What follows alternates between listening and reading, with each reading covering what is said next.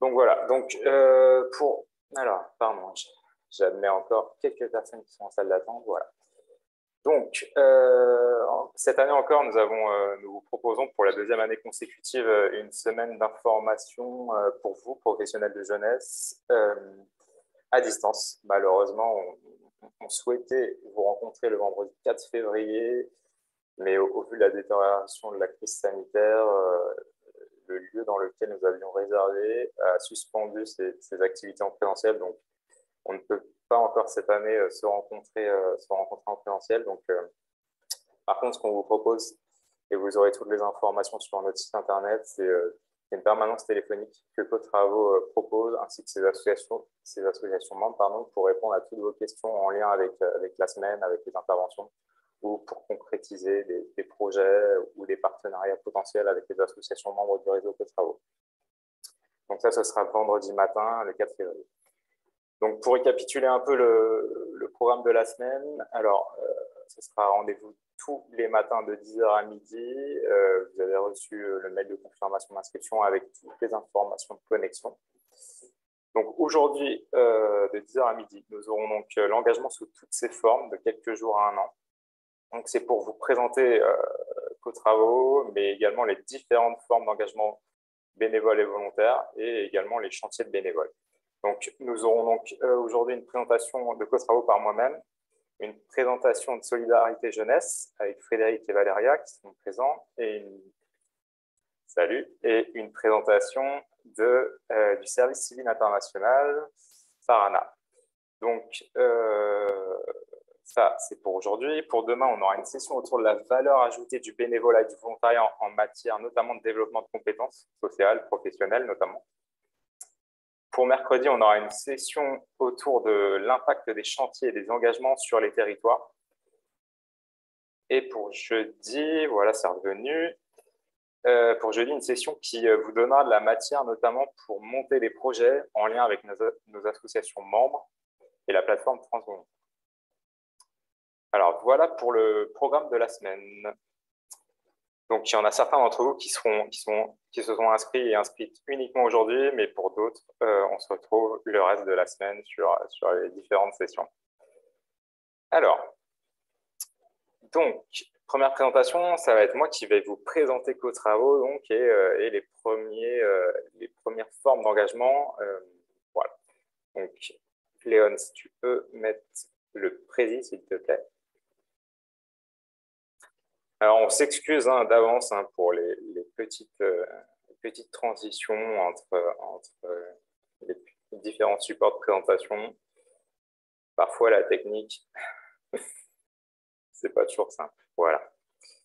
Donc, l'association Cotravo a été créée en 1959 par la volonté des pouvoirs publics et de plusieurs mouvements associatifs de volontariat de l'époque de développer en France notamment des actions d'intérêt général mobilisant plus largement la jeunesse.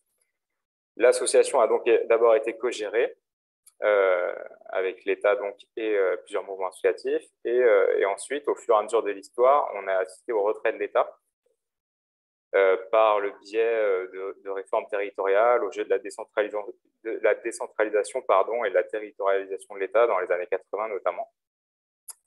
Et les associations ont souhaité poursuivre l'aventure en coordination d'associations dans les années 80 et enfin en réseau d'associations début 2010.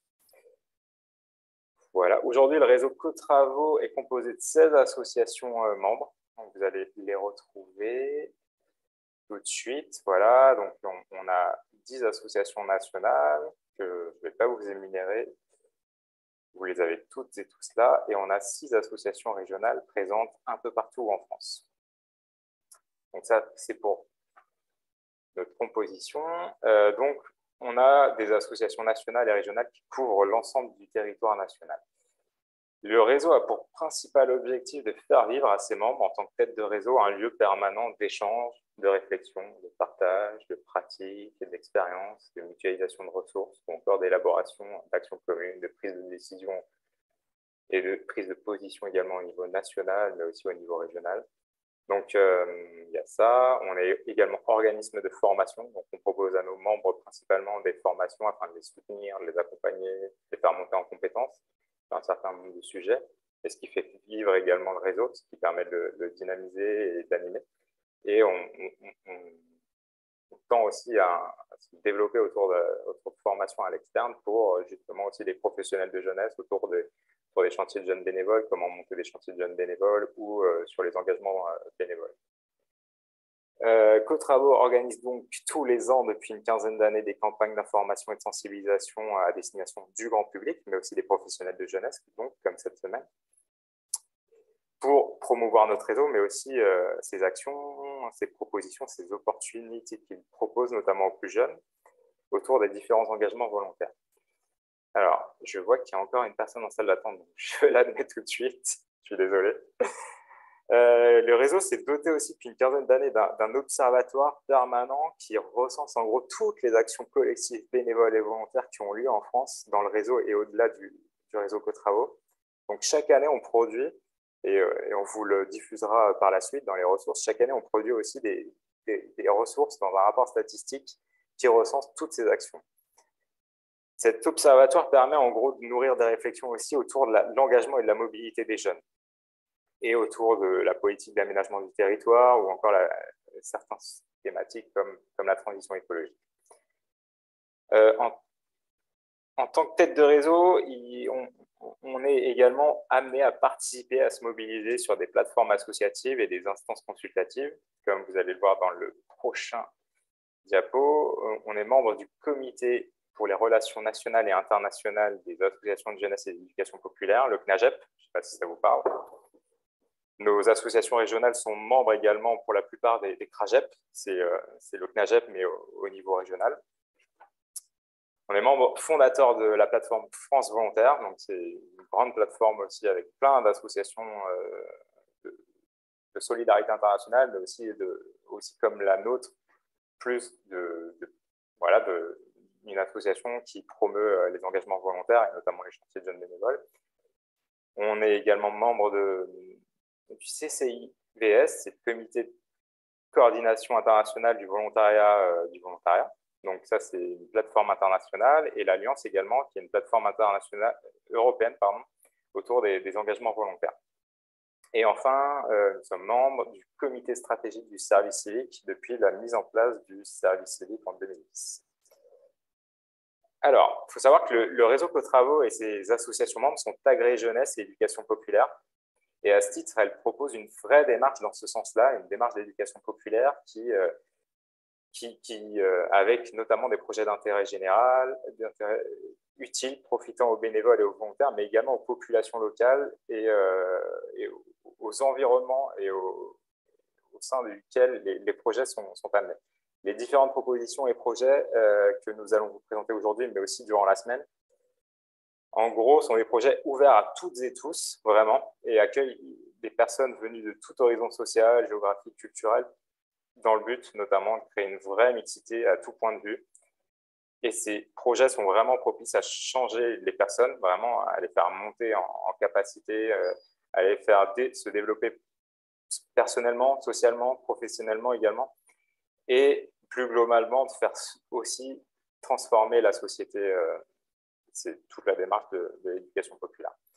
Ces projets sont aussi les prémices, ou font partie, en tout cas, du parcours professionnel, d'engagement, de mobilité, et plus globalement des parcours de vie des plus jeunes et des moins jeunes. Alors là, on souhaitait vous proposer une petite vidéo d'une de nos associations régionales, la CORAC. Je ne sais pas si ça va fonctionner, donc c'est parti.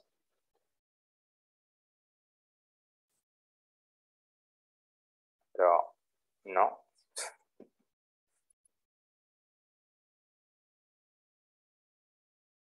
Alors peut-être tu peux mettre le lien sinon sur le fil de discussion. Voilà, super, merci Léon. Comme ça, vous pourrez le regarder aussi. Parce que je ne suis pas sûr que ça passe très bien. Donc, je vous laisse le regarder. Ça dure 1 minute 19. Donc, allez-y. On peut tous et toutes le regarder. À tout de suite.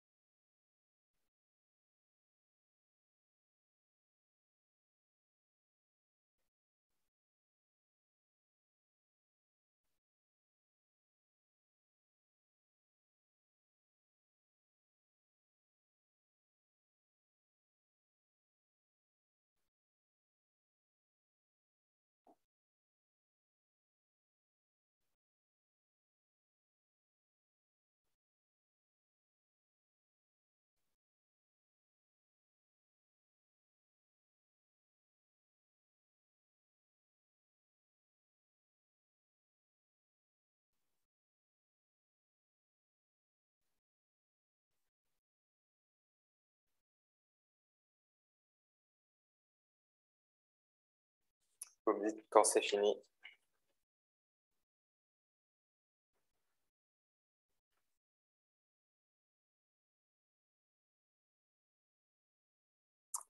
Merci Nadège. Alors, reprenons. Merci à vous. Bon, j'espère que ça vous a plu, surtout cette petite vidéo de la CORAC. C'est le Co-Travaux de Provence-Alpes-Côte d'Azur, donc une de nos associations régionales, et c'est surtout que ça vous donne envie d'inscrire vos jeunes et pourquoi pas de monter des partenariats pour Toulon, par exemple, l'Université de Toulon, de contacter directement la CORAC et de monter des partenariats potentiels. Donc, est-ce que, Léon, tu peux reprendre? Super, merci beaucoup. Donc, tout en organisant des projets très variés, notamment autour des volontariats, que ce soit des projets autour de la solidarité, de l'environnement, du développement local, de la mobilité internationale, beaucoup, mais également d'autres, hein, des projets un peu plus sociaux du type aide aux réfugiés. Les associations membres du réseau Co-Travaux se retrouvent toutes autour de la pédagogie des chantiers de jeunes bénévoles. Donc, c'est ce qu'on va voir actuellement. Donc, c'est quoi un chantier de jeunes bénévoles aujourd'hui? C'est en France comme à l'étranger. Un chantier réunit pour 1 à 3 semaines, principalement l'été, bien entendu, un groupe de 8 à 30 bénévoles d'origine culturelle, sociale, géographique complètement différentes. On accueille même des personnes d'autres pays. Bon, en ce moment, c'est un peu plus compliqué, mais quand même, on a une forte dimension internationale de nos chantiers, avec de l'accueil, mais aussi de l'envoi. Donc, ensemble, ce groupe de 8 à 30 bénévoles, ensemble, est accompagné d'encadrants pour notamment tout ce qui est la vie de groupe, mais aussi la partie technique. Ils réalisent un projet donc utile à la collectivité. Donc, chaque groupe gère collectivement le travail, ses loisirs, ses repas. Ils ont un budget et avec tout ça, ils réalisent le chantier de bénévoles avec donc une grosse part de responsabilité pour les plus jeunes et de chacun et de chacune dans toutes les tâches, que ce soit des tâches vraiment de travail, mais aussi des tâches liées aux loisirs, liées à la vie collective, aux repas, tout ça. Donc, on a des chantiers de tout type. On a des chantiers ados. La plupart de nos... alors, pardon, j'admets encore des personnes. Il y a encore des personnes qui arrivent, donc je les admets, pardon. On a des chantiers de tout type, des chantiers ados. Donc, nos associations membres du réseau organisent, pour certaines, des chantiers à destination des 14-17 ans. On a même des associations qui organisent des chantiers pour les 8-12 ans. Donc, il faut savoir que c'est possible. Donc, vous aurez tous les contacts de nos associations membres, vous aurez toutes les ressources également, le support de présentation à l'issue de l'atelier, on vous enverra un mail avec tout ça, avec tous les contacts également des personnes qui interviendront aujourd'hui, donc vous aurez tout ça. En plus des chantiers enfants, 8-12 ans et les chantiers ados de 14-17 ans, toutes nos organisations et nos membres organisent également des chantiers adultes à partir de 18 ans. Alors, on avait l'intention de également vous montrer une petite vidéo pour retrouver justement l'ambiance d'un chantier avec une deuxième vidéo proposée par une de nos associations membres, Concordia, et proposée par Juliette Boichon notamment. Alors, est-ce que ça fonctionne maintenant? Alors, Léon vous remet le lien, peut-être. Essaye de la diffuser. On avait quelques problèmes, donc je suis désolé si vous ne la voyez pas bien.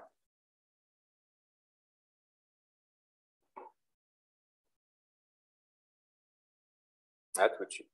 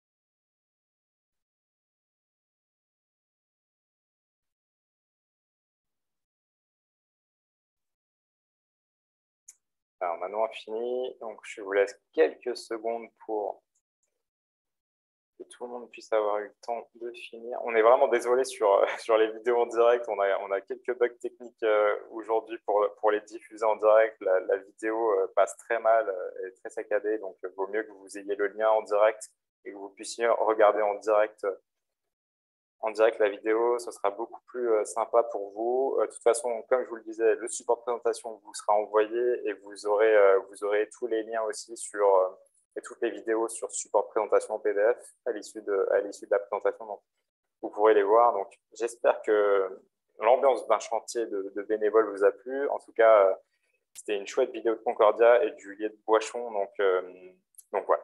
Donc, reprenons. Merci Léon pour le diapo. Donc, les domaines d'intervention des chantiers de bénévoles sont très variés, comme je vous le disais. Il peut s'agir de la restauration et de la mise en valeur du patrimoine, qu'il soit monumental ou du petit patrimoine, inscrit ou non. La protection de l'environnement et la préservation d'espaces naturels prennent de plus en plus d'ampleur aujourd'hui dans les chantiers que le réseau Cotravaux organise par le biais de ses associations membres.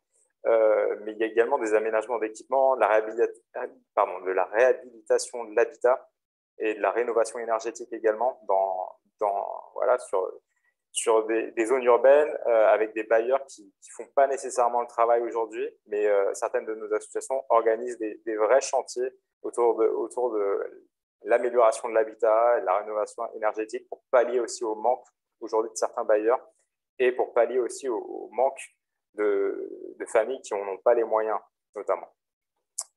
Donc, on est vraiment sur des projets, que ce soit sur du patrimoine, sur la protection de l'environnement, sur des projets sociaux aussi, mais aussi des animations culturelles ou sociales, des projets de solidarité.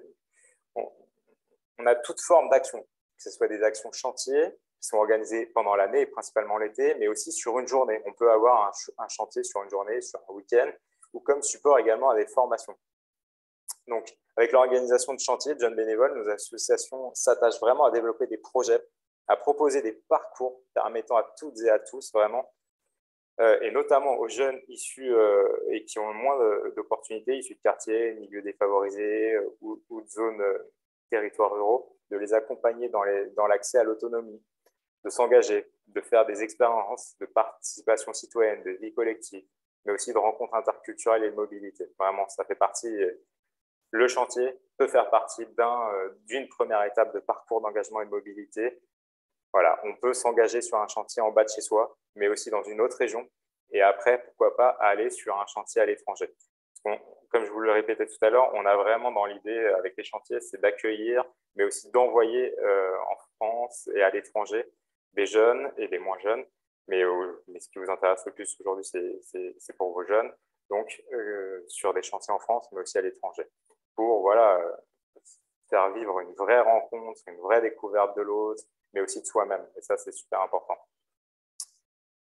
Donc, parce que les images sont beaucoup plus parlantes que mon discours, on vous avait prévu une autre vidéo, cette fois proposée par une autre de nos associations membres, l'Union Rempart. Donc, on va vous mettre le lien pour que vous puissiez la regarder également. Les liens seront accessibles sur le support de présentation. Mais en tout cas, voilà, je pense que ces images sont beaucoup plus parlantes. Donc, allez-y.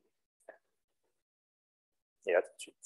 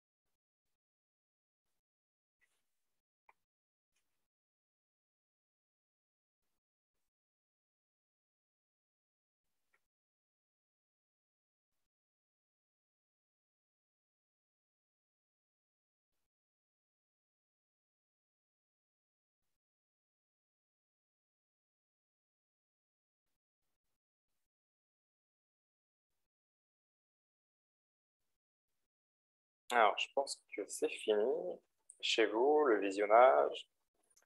Bon, j'espère que ça vous a plu. Moi, perso, ça me donne envie de m'engager dès demain et d'être à l'été prochain pour un chantier. Voilà, c'est vraiment tout l'esprit chantier qu'on retrouve dans ces vidéos. C'est vraiment la vie collective. Le matin, on va sur le chantier, sur n'importe quel domaine. Et l'après-midi, c'est des loisirs, c'est la vie collective, c'est tout un pan aussi important, le loisir et la vie collective des chantiers qui permettent vraiment justement de découvrir l'autre, de se découvrir soi-même et tout un tas de choses. Donc c'est vraiment super en termes d'esprit d'émancipation, d'esprit d'autonomisation, pardon, de prise de responsabilité. Et c'est vraiment ce qui est intéressant pour les jeunes, c'est une première étape potentielle d'un vrai parcours d'engagement, de mobilité aussi. Et ça va aussi permettre de développer nombreuses des compétences que peuvent avoir les plus jeunes, hein, que ce soit sociales ou professionnelles ou autres. Après les chantiers, vraiment, les chantiers sont vraiment des propositions d'action collective. Donc, les bénévoles arrivent le même jour, partagent une vie collective pendant les semaines de chantier. À côté de cette forme d'engagement, nos associations membres du réseau Co-Travaux et leurs partenaires proposent des formes plus individuelles et plus longues d'engagement, comme nous allons le voir sur les projets de volontariat moyen et long terme maintenant. Donc, pour les associations françaises, la présence de volontaires pendant 1 ou 2 ans n'est pas une pratique récente. En gros, nous avions l'accueil des objecteurs de conscience pour leurs 24 mois de service civil qui a marqué fortement toute une époque de volontaires et d'équipes de volontaires à long terme. Mais ça, c'était au siècle dernier, hein, donc ça fait un petit bout maintenant. Donc avec le 21e siècle arrivent de nouvelles formes françaises de volontariat, avec des lois, des statuts officiels, des programmes nationaux pour soutenir le volontariat des jeunes. Donc le service civil volontaire en 2006, et depuis 2010, comme vous le savez tous, le service civique. De la crise des banlieues en 2005 à la crise sanitaire que nous vivons aujourd'hui, ces programmes sont créés ou se développent pour essayer d'apporter des réponses à la situation des jeunes et notamment pour renforcer le lien social et développer la citoyenneté de nos plus jeunes et la citoyenneté, que ce soit nationale, mais aussi européenne notamment. Donc, entre trouver des solutions pour les jeunes en rupture scolaire ou sociale et un grand programme de citoyenneté pour toutes et tous, une société de l'engagement vraiment, comme on en parle aujourd'hui, ces programmes tentent de trouver un équilibre vraiment. Donc aujourd'hui, vous le savez, le service civique propose aux jeunes de 16 à 25 ans et à 30 ans pour les jeunes en situation de handicap de s'engager dans une mission de 24 heures minimum par semaine, souvent 30-35 heures hebdomadaires pour 6 à 12 mois. Donc voilà, en réalité, c'est quand même plus de 8 mois en France. Hein. Ouais. Mais ça peut être aussi des missions de service civique à l'international, à l'étranger, de 10 à 12 mois en principe. Donc le service civique est indemnisé, comme vous le savez, pour un total d'environ 580 € par mois et assure la protection sociale et les cotisations également pour les retraites. Donc, en termes de service civique, en termes de frais, c'est essentiellement l'État qui les prend en charge. Et on se rend compte aujourd'hui qu'ils se développent de plus en plus, puisqu'on est vraiment passé sur plus de 200 000 contrats pour l'année dernière. Et en 2022, c'est pareil. Il y a plus de 240 000, je crois, contrats qui vont être signés. Il prend notamment une place importante dans tout ce qui est politique publique liée à la jeunesse, avec notamment l'inscription du service civique dans le programme « Un jeune, une solution ». Voilà pour le service civique, mais bon, je suis assez bref parce que vous le connaissez quand même relativement toutes et tous. Ce que vous connaissez peut-être moins, c'est un programme européen de volontariat. Donc, dans nos réseaux internationaux, les échanges de volontaires long terme sont pratiqués depuis très longtemps entre nos partenaires. Il n'y avait pas de cadre légal pour les sécuriser et pour soutenir notamment avant. Donc, ils pouvaient se développer d'une façon moindre.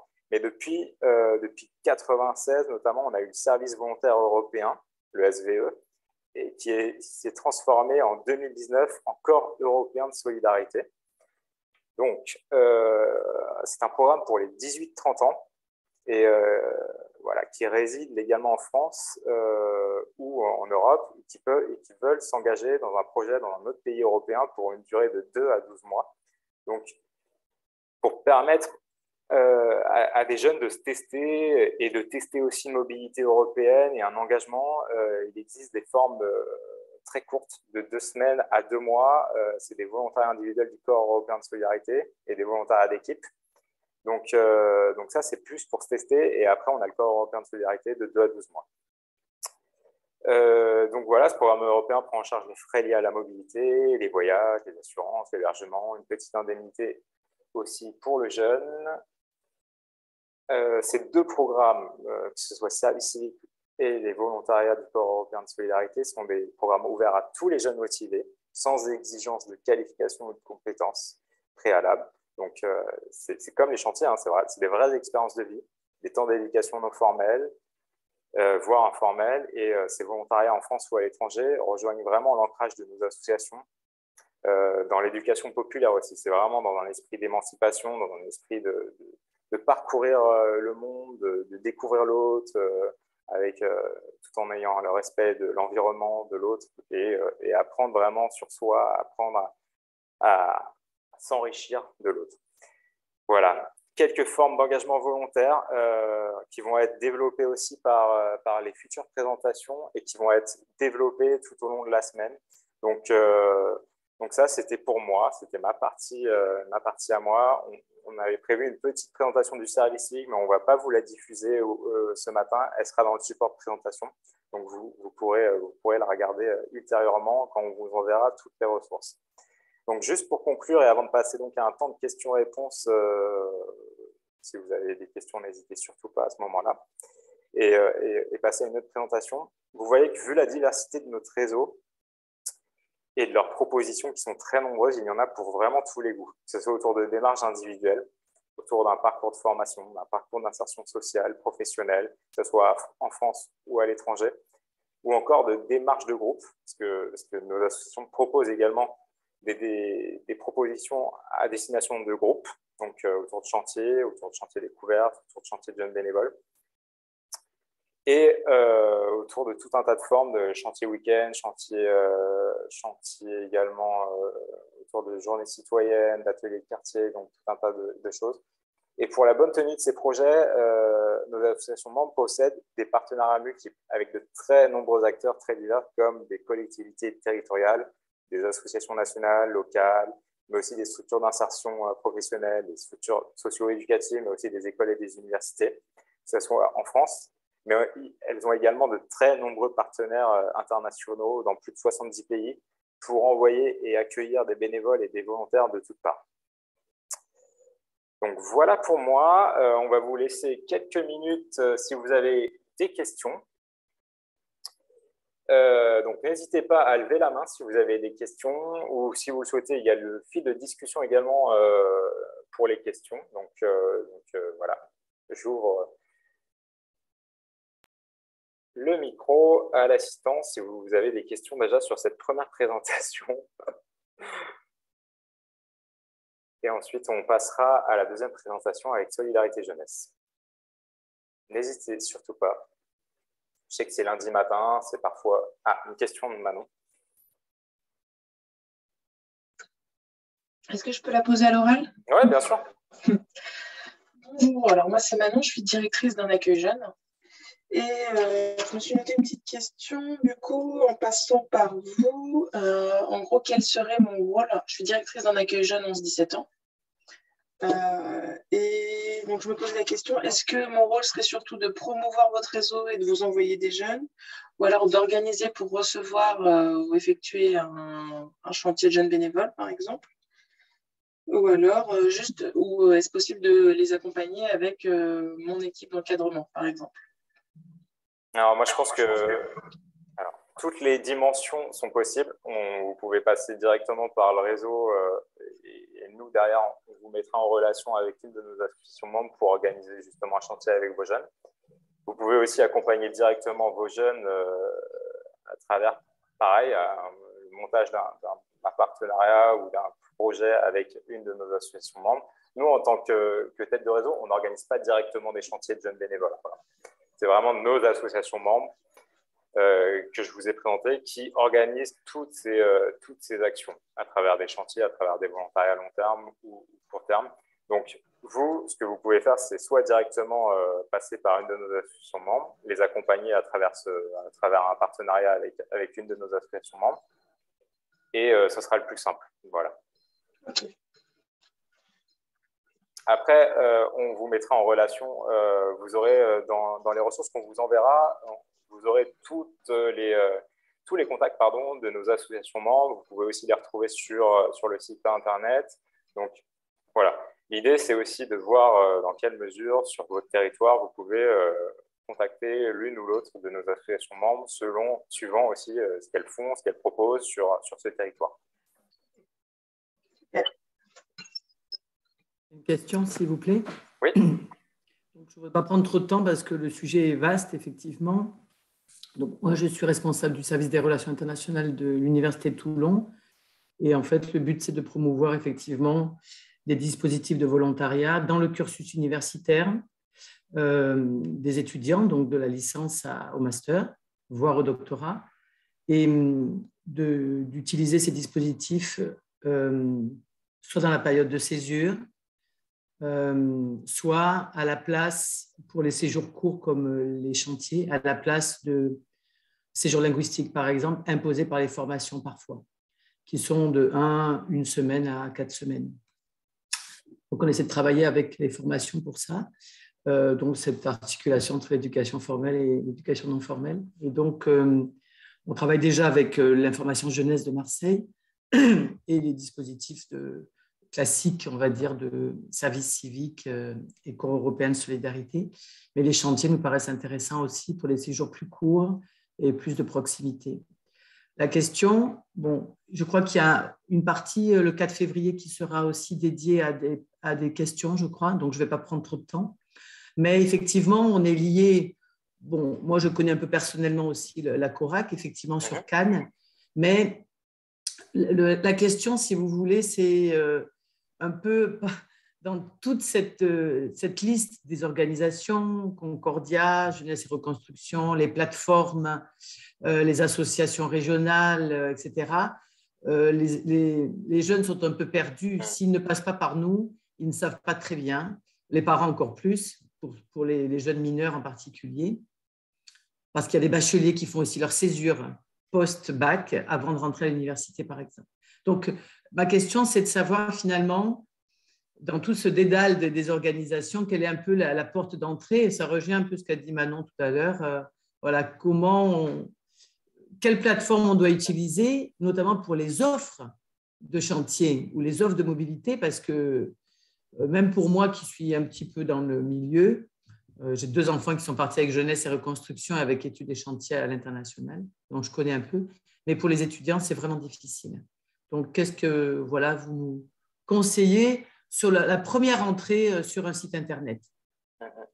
Merci. Alors, je vous en prie. En tout cas, c'est super intéressant votre témoignage et le fait que vous développiez aussi et que vous rendez visible aussi toutes ces démarches qui sont aussi qui rentrent dans un parcours de vie et dans un parcours de mobilité qui sont très importantes et ça, c'est top. L'entrée pourrait se faire via CoTravaux, via le réseau CoTravaux. Après, nous, en tant que tête de réseau, on n'a pas toute la liste des chantiers, mais en tout cas, on offre une cartographie des chantiers et qui peut être intéressant, notamment au printemps quand on a un peu plus de données plus intéressant. Après, pour vous, la CORAC permet le recensement des chantiers à venir. Et ça, c'est une des entrées qui sont importantes, c'est les antennes régionales quand il y en a, les antennes régionales de CoTravaux à travers la CORAC pour PACA et Île-de-France, à travers la Nouvelle-Aquitaine, Pays de la Loire, mais aussi Rhône-Alpes et Occitanie, pardon, d'avoir une entrée qui permet aussi certaines centralisent les chantiers, toutes non, parce que c'est un gros travail de pouvoir aussi centraliser tous les chantiers. Mais en tout cas, quand vous avez des demandes, vous pouvez aussi nous les transmettre directement, parce que nous, on a un vrai rôle aussi d'information et de donner justement les différentes possibilités en termes d'engagement volontaire. Donc, vous pouvez directement nous les transmettre à travers soit nos contacts information@cotravaux.org ou à travers notre numéro de téléphone qu'on va vous mettre sur le fil de discussion. Mais en tout cas, les antennes régionales et ainsi que Cotravo au niveau national peuvent être une entrée pour être sensibilisés aux différentes formes d'engagement volontaire et au chantier également, et aussi pour pouvoir mettre en relation derrière des jeunes ou des familles, des parents qui souhaiteraient avoir des informations par rapport à leurs envies, par rapport à leurs attentes. Et ensuite, on les mettrait en relation directement avec les associations membres qui mettraient en place tel ou tel projet sur tel ou tel territoire dont ils désiraient. On est ouvert vendredi matin, si vous le souhaitez. On pourra peut-être répondre un peu plus conséquemment à vos questions-réponses. C'est vrai qu'en 2 heures, on peut malheureusement pas répondre à tout, mais en tout cas, vendredi matin, si vous le souhaitez, vous retrouverez sur le site internet tous les numéros, que ce soit pour les questions globales pour Cotravo, notre numéro de téléphone, mais aussi pour les questions un peu plus précises sur les interventions ou sur les associations membres de Cotravo, vous retrouverez tous leurs contacts également.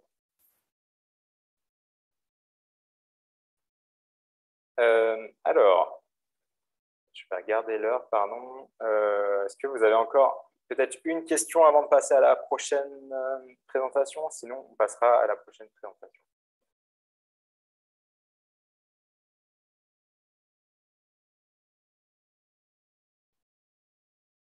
Il n'y a pas l'air d'avoir de questions, donc je vous propose qu'on passe directement à la prochaine présentation avec Valéria et Frédéric de Solidarité Jeunesse. Solidarité Jeunesse qui est une association membre du réseau Cotravo. Alors, je vous en prie, Valéria et Fred, c'est à vous. Bonjour tout le monde. Est-ce que vous m'entendez bien? Super. Valéria, toi. Bonjour. Donc, on va vous présenter l'association Solidarité Jeunesse et une de ses délégations en région qui s'appelle Sémévol, portée par Valéria. On aura quelques diapositives pour vous présenter un peu nos différentes ressources. Il faut imaginer que c'est nous qui intervenons Solidarité Jeunesse, mais que ce qu'on va présenter.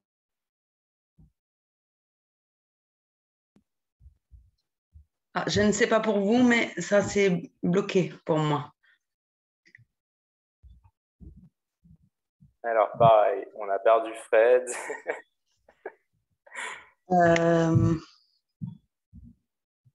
Les joies de la technique, les joies du distanciel encore. On a quelques petits problèmes avec la connexion de Fred. J'espère qu'il va revenir. Sinon, peut-être Valéria, Bon, je lui ai écrit pour lui dire qu'il était bloqué. Je peux essayer de prendre un petit peu le train en route pour pas laisser de blanc. Donc, je pense que Fred est en train de présenter un petit peu l'ensemble des délégations parce que donc, le mouvement Solidarité Jeunesse est composé de 8 délégations en France. Donc, nous sommes la toute petite dernière née à partir de 2013 et puis avec une constitution en délégation de Solidarité Jeunesse en 2015. Donc, toutes les délégations régionales, donc, vous voyez ici sur la diapo, on est un petit peu partout en France, et bien, on partage les mêmes valeurs et le même cœur d'action, et notamment l'outil chantier et le volontariat. Le volontariat court terme, moyen terme et long terme, donc qui s'explicite après à travers nos différentes actions.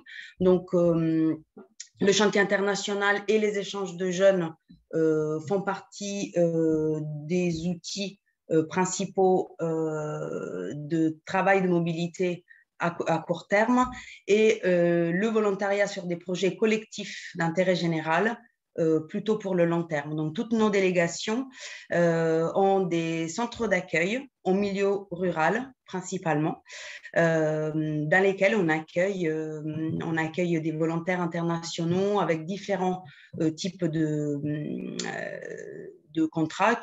Ça peut être du COS, ça peut être du service civique service civique international, mais aussi des contrats hors cadre pour des jeunes qui ne rentreraient en aucun cadre particulier.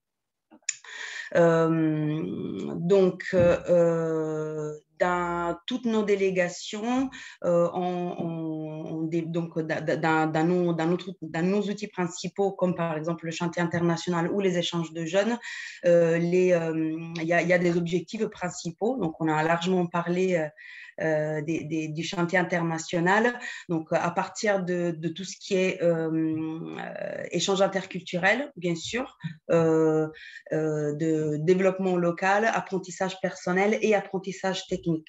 Donc, la dimension apprenante du chantier se développe sur court terme, justement sur le chantier international ou sur l'échange de jeunes, ou bien sur le long terme, sur les projets de volontariat. Donc, bien entendu, le vivre et le faire ensemble, ça fait partie vraiment de nos leviers principaux pour permettre la rencontre à des personnes. Et le travail manuel est le support concret de l'échange. Ça veut dire que c'est parce qu'on a un objet commun concret, donc un but commun, qui se construit ensemble, dont on peut voir le résultat, qu'on peut évaluer, dont on peut être aussi fier à la fin tous ensemble, qui crée vraiment cet esprit de groupe et le travail et tout le bénéfice voilà, qu'on peut avoir par ça.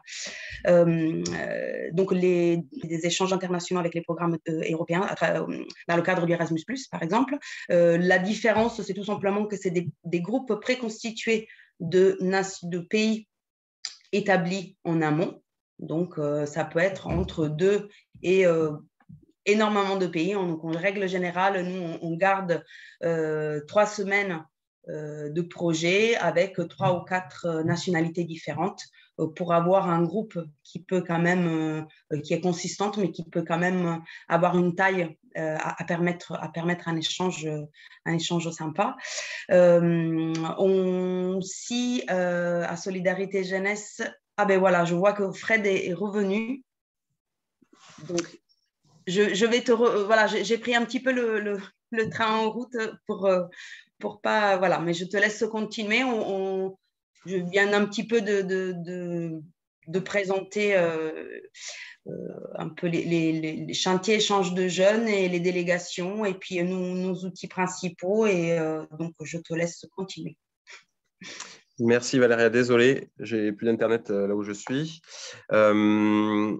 Donc là, sur les 2 diapositives, j'avais commencé par vous présenter Solidarité Jeunesse et après la seconde diapositive que vous avez, c'est pour présenter une des délégations de Solidarité Jeunesse et notamment Valéria qui représente une de ces délégations.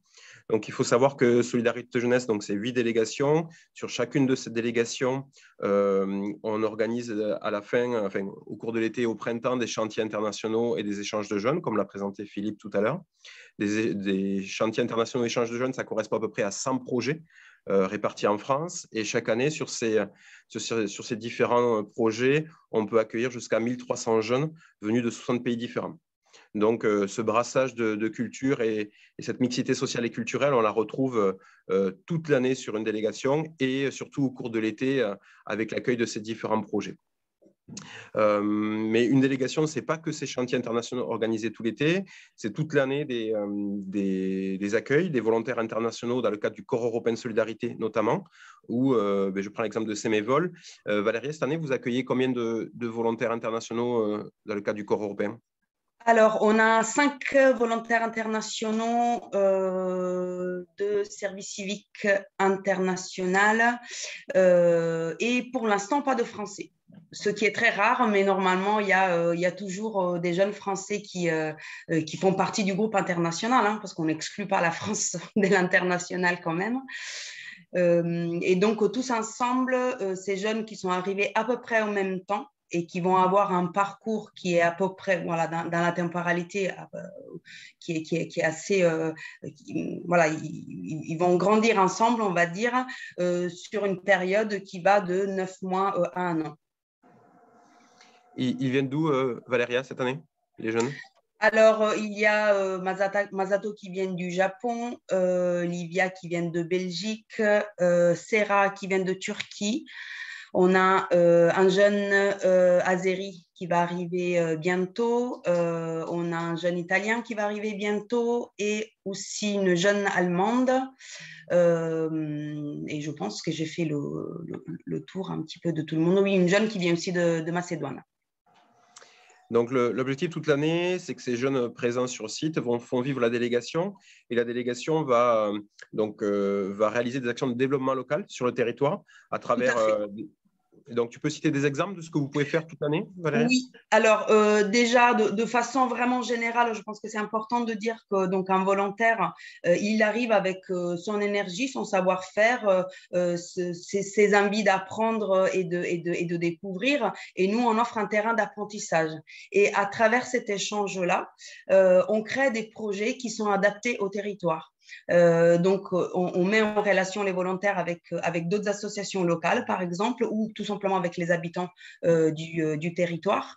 Et malgré la situation sanitaire que je pense touche tout le monde, les projets locaux, c'est beaucoup plus compliqué de les mettre en place. Donc, nous, on organise par exemple des festivals, des projets autour du théâtre, des ateliers avec les enfants dès l'école primaire en atelier périscolaire, mais aussi du collège.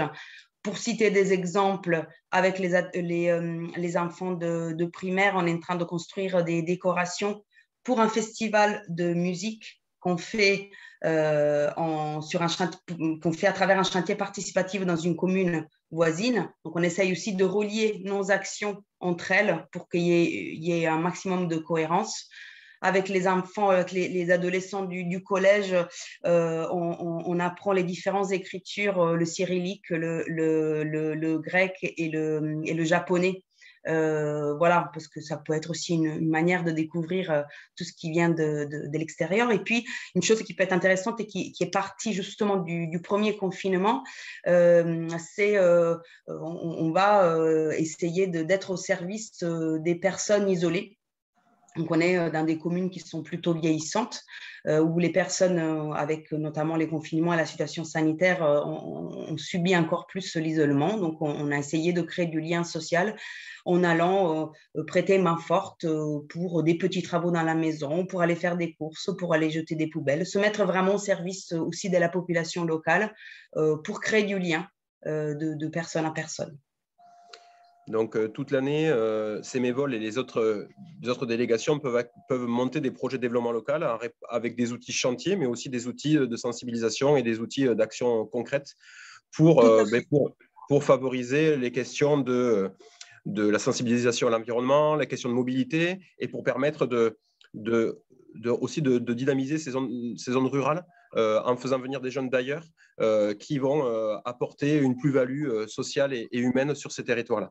C'est ça. Et en fait, il faut juste, pour être un petit peu plus clair, il y a vraiment deux parties vraiment dans la journée, dans comment les choses sont organisées. Il y a une partie chantier qui se déroule plutôt le matin, où par exemple, on intervient avec les services techniques de la ville pour le fleurissement du village, où on a remis en état un certain nombre de chemins qui relient différentes communes. Donc, vraiment une partie où l'outil chantier, vraiment pelle et pioche, entre guillemets, est utilisé, et une partie chantier plutôt culturel, lien, avec la population locale et les différentes tranches d'âge, avec des propositions qui sont plus celles de l'animation ou du culturel.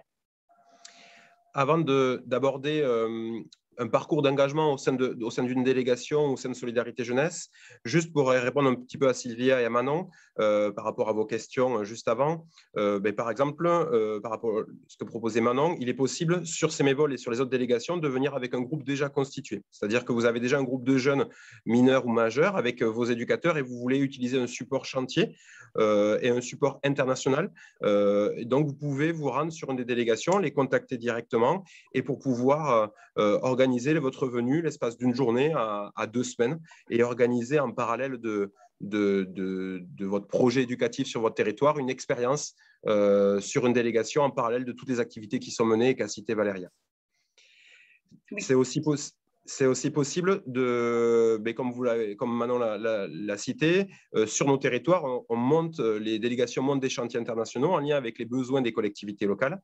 Et donc, si par exemple, vous êtes référent d'une équipe jeunesse sur une municipalité et que vous avez envie de monter un chantier et que vous n'avez pas forcément tous les outils, les supports et l'ouverture sur l'international, il est possible de contacter la délégation de solidarité jeunesse, mais aussi une autre association locale de co-travaux pour co-construire ensemble, en réponse aux besoins de votre territoire, un chantier et de partager les compétences et de mutualiser les compétences.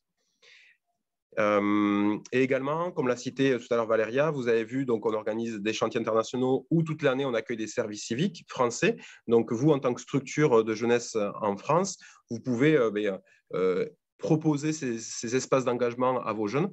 On va voir juste après les différents espaces qui vous sont proposés. Le service civique est un des aboutissements de ces espaces d'engagement parce que c'est un engagement long, mais vous allez voir, il y a des engagements beaucoup plus courts.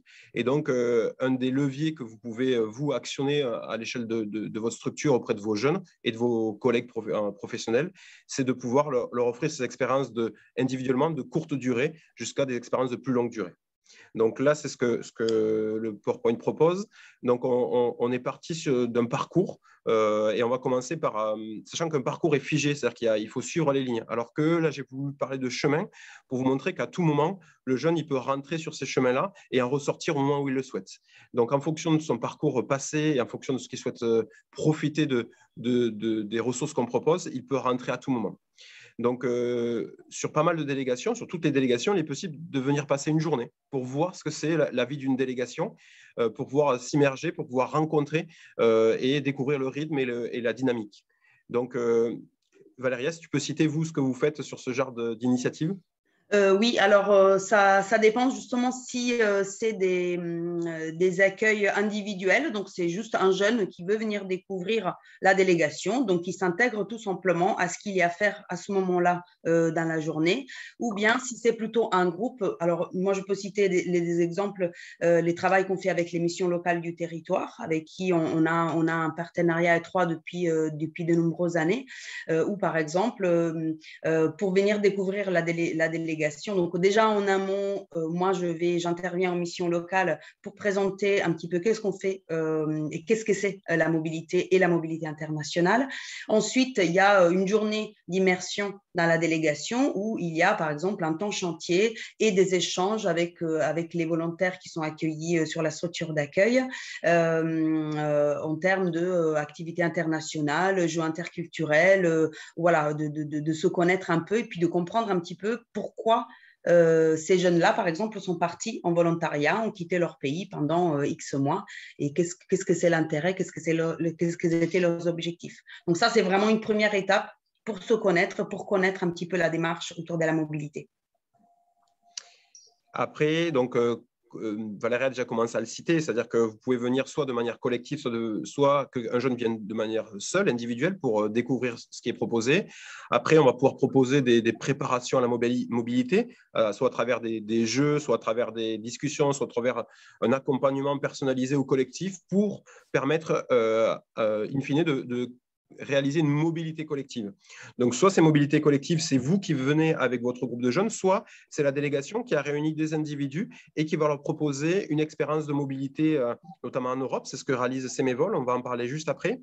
L'aboutissement de tous ces outils-là, c'est de pouvoir permettre aux jeunes de partir seuls sur un chantier international ou sur un échange de jeunes. Parce que souvent, les jeunes vont avoir du mal à venir seuls vivre une première expérience sans connaître personne est souvent la porte collective et la porte d'entrée pour vivre une première expérience et ensuite partir sur un chantier international comme l'a présenté tout à l'heure Philippe. Donc là, on a une photo. Donc c'est un des deux groupes de Semévol qui est parti cette année en Espagne pendant 2 semaines. Si Valéria, oui. tu peux parler de cette aventure. Alors oui, très simplement, donc je continue l'exemple de tout à l'heure parce que justement c'était un travail en partenariat avec la mission locale du Haut-Périgord ici en Dordogne. Suite à des interventions en mission locale, à une journée d'échange pour venir connaître la délégation avec un groupe qui était formé d'une vingtaine de jeunes de missions locales. Il y a petit à petit un groupe qui s'est composé autour ces deux envois, donc deux groupes en fait, ces deux envois en Espagne. Donc notre association partenaire en Espagne nous avait proposé un projet d'accueil. Donc j'ai proposé tout d'abord une journée d'information pour tout le groupe pour savoir qui était intéressé, parler un petit peu des objectifs et ensuite un groupe d'une dizaine de jeunes s'est positionné sur un premier séjour et puis ensuite un deuxième. Donc l'idée c'était vraiment d'aller découvrir en groupe un autre pays, du chantier.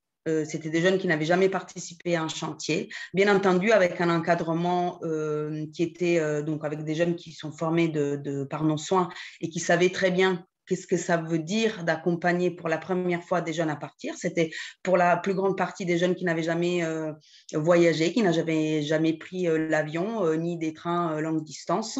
Et donc, je vois que le temps presse.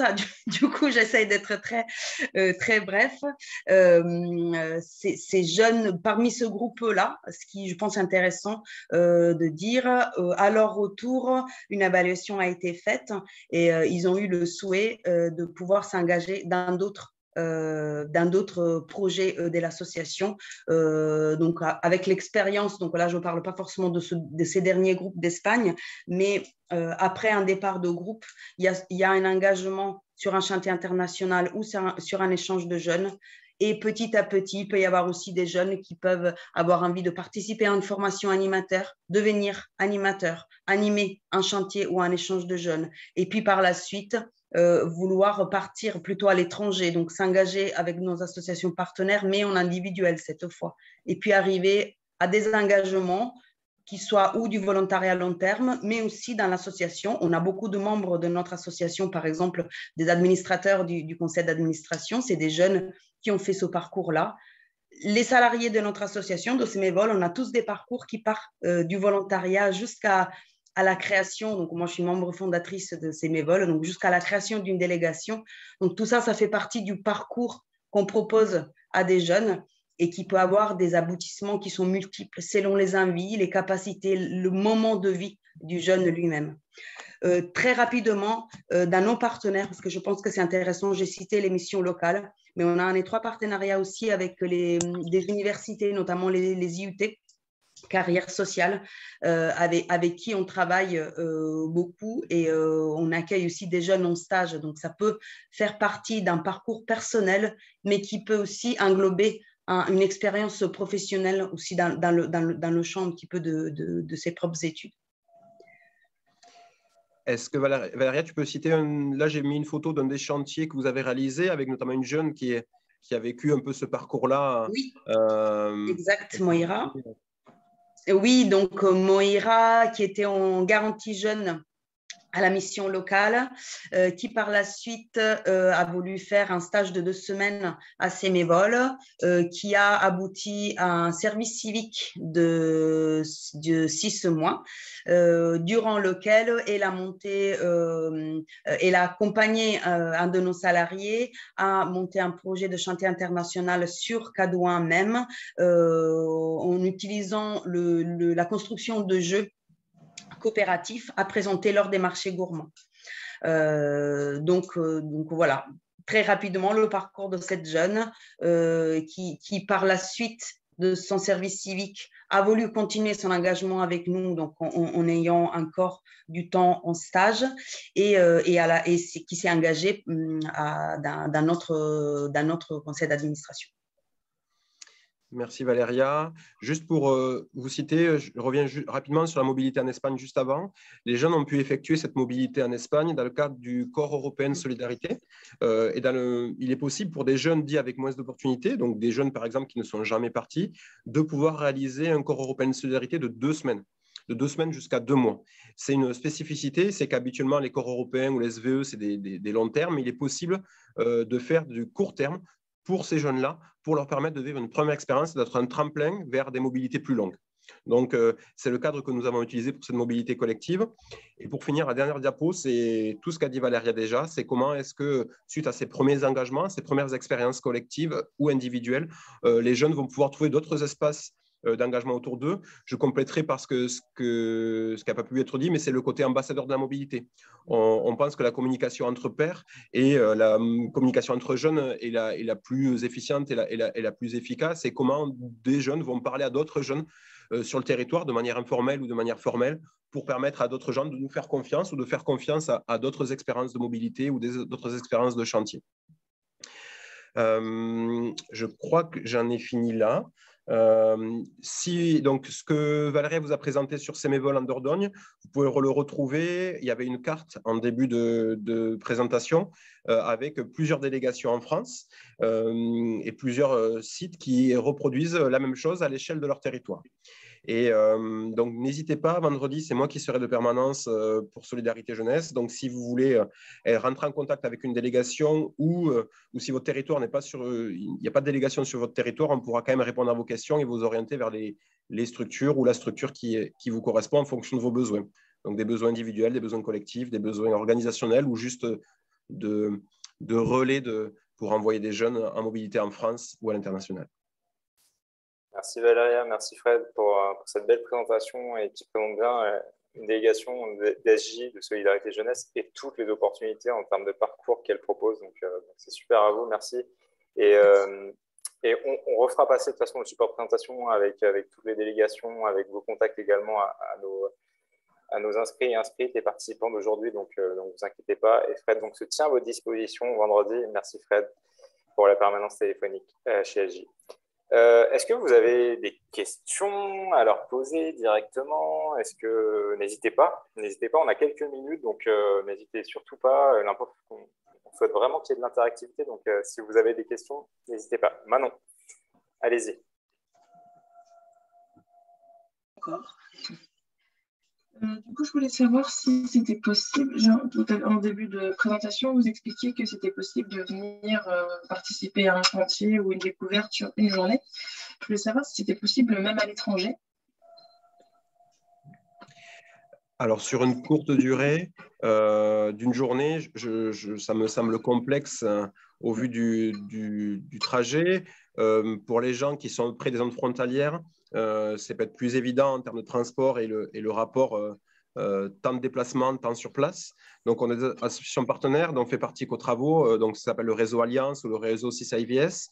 Et on a donc des associations partenaires en Allemagne, en Italie, en Espagne, avec des partenaires catalans ou des partenaires frontaliers sur lesquels on peut imaginer une mise en relation avec ces partenaires-là pour organiser des chantiers découvertes à l'international. Mais ça, c'est vrai que ça, on vous mettra en relation avec ces partenaires-là parce que vous le gérerez directement avec ces structures-là. J'avais une autre question dans l'exemple de Valéria, justement, sur l'Espagne. Elle a parlé d'un groupe de jeunes qui voulaient aller découvrir un pays par le biais, justement, d'un chantier. Du coup, ça veut dire qu'il y a un groupe qui les reçoit et je voudrais savoir le rapport entre le temps sur le chantier et le temps de découverte du pays.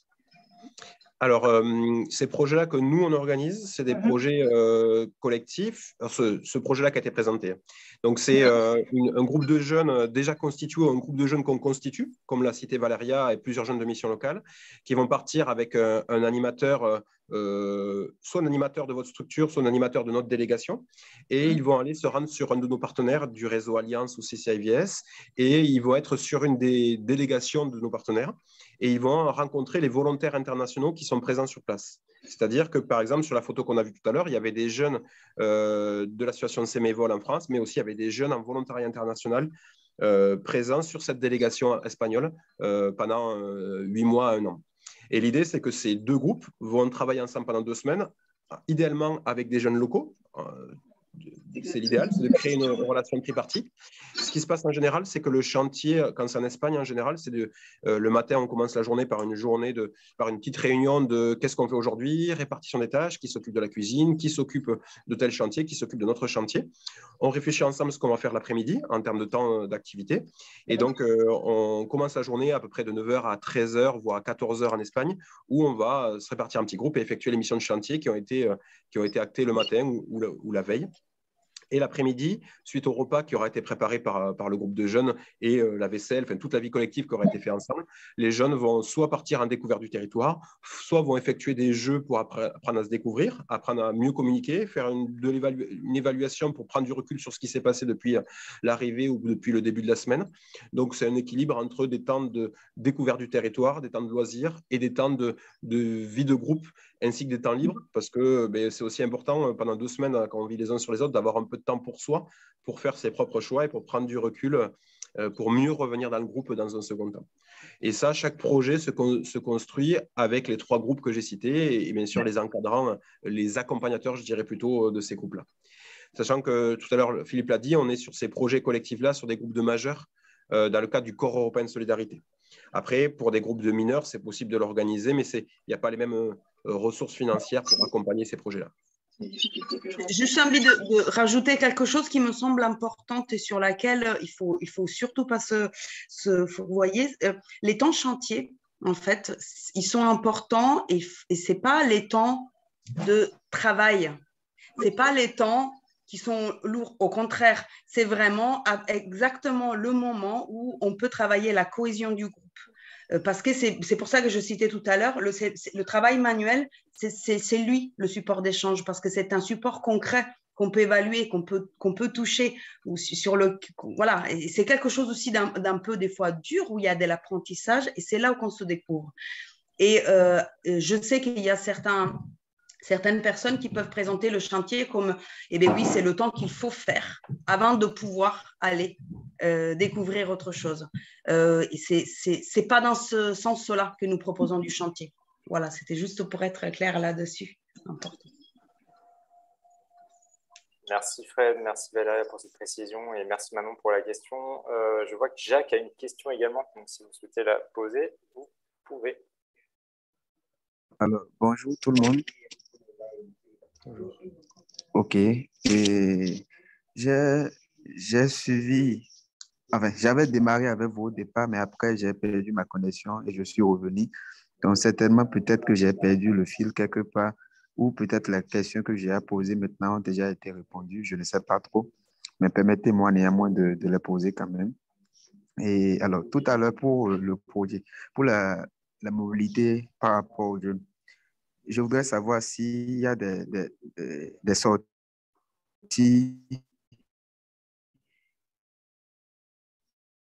de l'Afrique. Il y a des jeunes qui sont délocalisés, qui vont faire ces chantiers découvertes-là en dehors de l'Europe, ou précisément qui viennent au Bénin, par exemple. Ça, c'est la première question.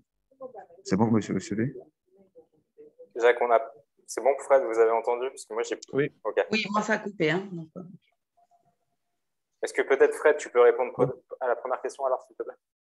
Oui, donc si j'ai bien compris, la possibilité de permettre à des jeunes européens de vivre des expériences de solidarité internationale en Afrique. Tu as cité le Bénin, Jacques. Oui, tout à fait. Donc oui, dans toutes nos associations, on a cité l'Espagne, mais il y a chaque structure peut organiser des projets de solidarité internationale en Afrique. Dans le réseau Alliance que j'ai cité, on fait partie d'un réseau international, le CCIBS et Alliance. Il y a des associations togolaises, béninoises, sénégalaises et autres. Et on travaille avec ces associations-là pour organiser ces projets-là. Donc, on travaille avec ces structures-là qui font vivre la même chose, mais chacun dans son pays, que ce soit en Espagne ou au Bénin. Et donc, nos jeunes, sur nos sites Internet, peuvent choisir les projets qui leur correspondent, que ce soit en France à Sémévol, ou ils peuvent partir en chantier, imaginons en Islande pendant 3 semaines, ou ils peuvent partir en chantier de 2 semaines à un volontariat d'1 an au Bénin, par exemple. OK. Et dans les pays là, par exemple, quand je prends le Bénin, quelles sont les modalités ou quelles sont les conditions ou les critères, je vais dire, de sélection de ces jeunes-là qui vont recevoir le groupe de jeunes européens, par exemple, qui viendront? ou même en Europe, hein. Comment se fait la sélection? Donc, ça se fait à partir de nous, on travaille avec, et la plupart des associations de co-travaux sont un réseau international. Donc, le réseau s'appelle le réseau Alliance et le second réseau s'appelle le CCIVS. Et donc, ce sont ces deux réseaux-là sur lesquels nous nous appuyons. Donc, il faut que l'association locale, quel que soit le pays, soit partenaire de ce réseau-là. Dans ces réseaux-là, il y a tout un travail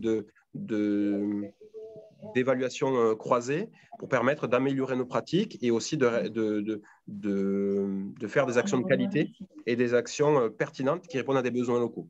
Donc, si tu as une association sur ton territoire ou sur ton pays, il faut qu'elle se rapproche d'un de ces deux réseaux pour voir si elle peut être affiliée, si elle peut être reconnue par ces associations-là. C'est Alliance, c'est quoi déjà? Alliance. Je vais le mettre dans le chat, je vais le mettre dans la discussion. Je vais les écrire. Ok, super. Super. Et pour information également, notamment pour l'accueil à l'étranger de services civiques à l'international, le réseau Co-Travaux organise des sessions de formation avec l'Agence du service civique pour les partenaires à l'étranger qui souhaitent accueillir des services civiques à l'international également, avec des partenaires français.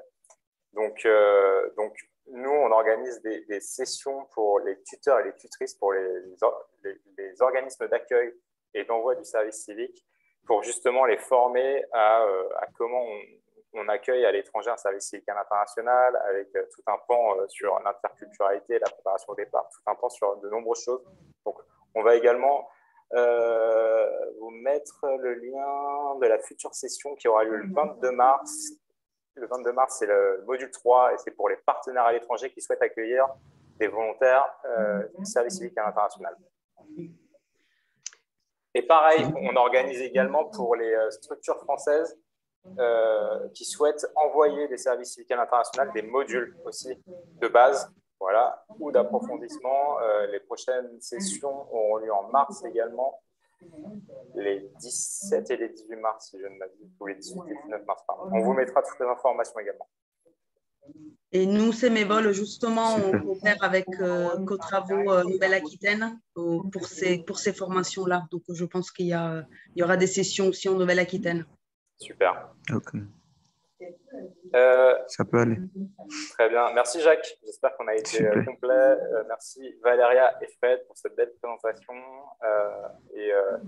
Fred se tient à votre disposition donc vendredi matin si vous avez des questions sur des éclaircissements à avoir sur cette présentation, si vous souhaitez aller plus loin sur une délégation comme Sénévol ou une autre. Donc, il se tient à votre disposition. Un grand merci à vous. Merci. On va passer à Anna tout de suite du service civil international que je vais épingler tout de suite. Il faut que je la retrouve. Excusez-moi. Oh, bonjour à tous. Bonjour Anna. Est-ce que vous m'entendez bien? Je t'entends très bien. Enfin, pour ma part, c'est parfait. Et on se voit maintenant. Ouais. Eh bien, bonjour. Du coup, je viens de parler de mon association qui est le Service civil international. C'est une association de solidarité qui existe depuis 1920. On fait principalement des chantiers, donc depuis 1920, des chantiers internationaux. C'est ça notre spécificité. C'est l'organisation de chantiers internationaux pour des visées sociales utiles. En gros, notre angle, c'est la construction de la paix. Ça se fait ensemble. Et donc, ensemble, c'est aussi avec des personnes de culture, de langue, d'horizons différents. Et donc, principalement à travers d'échanges internationaux. Il existe donc des formats court terme, comme vous en avez entendu parler toute la matinée, de chantier international, et aussi du long terme plutôt individuel, sous format de service civique, à la fois en France et aussi également à l'étranger. Le Corps européen de solidarité, qui se fait uniquement en Union européenne et pays partenaires, et du volontariat long terme, qui est un peu notre format spécifique au STI, c'est dans des pays qui justement n'ont pas des options de volontariat national ou européen comme en France. Et on envoie des personnes dans les associations qui sont nos partenaires, car le service civil international, c'est un mouvement international, et donc on a des branches et des partenaires dans plein de pays du monde. Donc il y a un SCI en Inde, il y a un SCI en Allemagne, il y a un SCI au Japon. Voilà, et donc c'est notre fonctionnement principal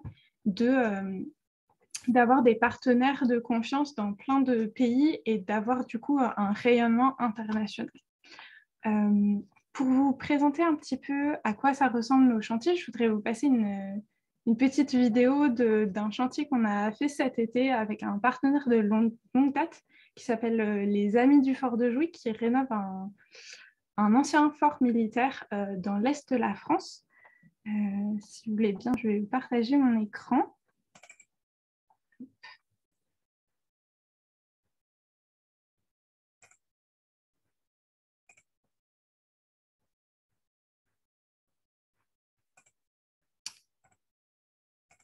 Dites-moi si ça fonctionne.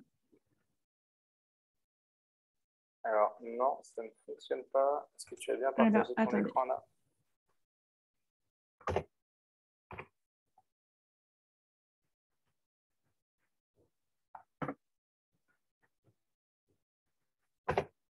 Un instant. Alors.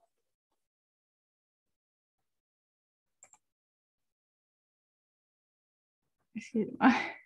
Il n'y a pas de souci.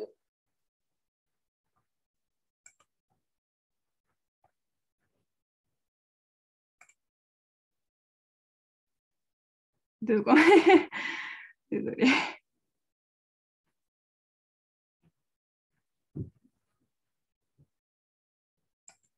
Des petits soucis de connexion de mon côté aussi.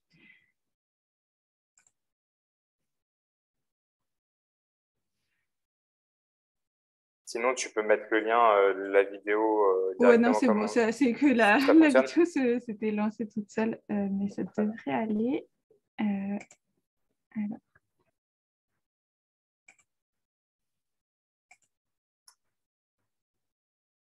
Est-ce que vous voyez? Ouais, tu as commencé à partager le partout, en tout cas ton écran.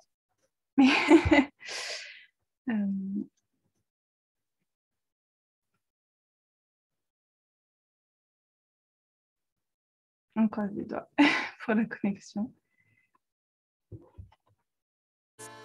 Ce week-end, on s'intéresse au job d'été. Que diriez-vous de mettre votre congé au profit de vacances utiles? Chaque année, dans la Meuse, des jeunes Européens donnent de leur temps et surtout de leur énergie pour la rénovation du fort de Jouy-sous-les-Côtes. Un bel exemple de fraternité vu par Styliana Pev et Valérie Odile.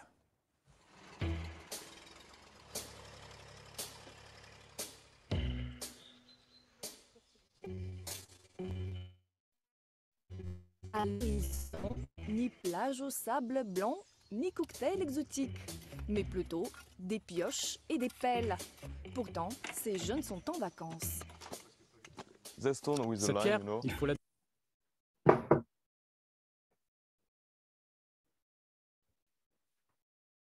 Il faut la déplacer là. À la tête du groupe, Aubin 20 ans, membre de l'association Les Amis du Fort de Jouy et animateur, il connaît les lieux par cœur. Depuis 6 ans, il ne conçoit pas son été sans les travaux ici. Quand je vais me coucher le soir, j'aime bien être fatigué pour m'endormir bien, vous voyez. Et si on passe une journée à ne pas faire grand-chose, ça... on n'est pas satisfait de soi-même, en fait. Dégager un mur écroulé ou encore refaire l'entrée du fort. Ces étudiants de plusieurs nationalités sont tous bénévoles. Un séjour de 15 jours où les chantiers s'enchaînent pour tenter de préserver ce patrimoine. On a remonté plus de 80 mètres de murs sur plusieurs années, mais plus de 80 mètres de murs. Sans les jeunes du chantier de jeunes, c'était impossible. Ils sortent de toutes les études. On a eu des médecins, on a eu des architectes, mais en leur expliquant, ils font très bien le job. Ils sont une douzaine, âgés entre 18 et 27 ans, tous logés sur place. Après l'effort, la douche chaude se mérite aussi. Dans ce chauffe-eau, il a l'air petit, mais si on le charge régulièrement, il y a toujours assez d'eau chaude pour tout le monde. C'est presque l'hôtel. Certes, les conditions sont rudimentaires, mais ce n'est pas le confort que ces jeunes sont venus chercher.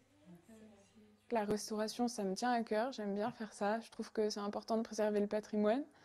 Et c'est vrai que c'est quand même un côté très humain.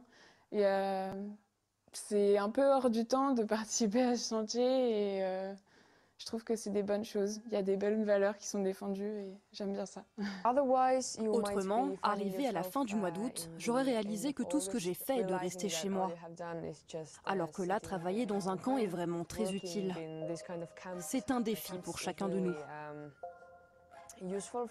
On est confronté à de nouvelles conditions de vie.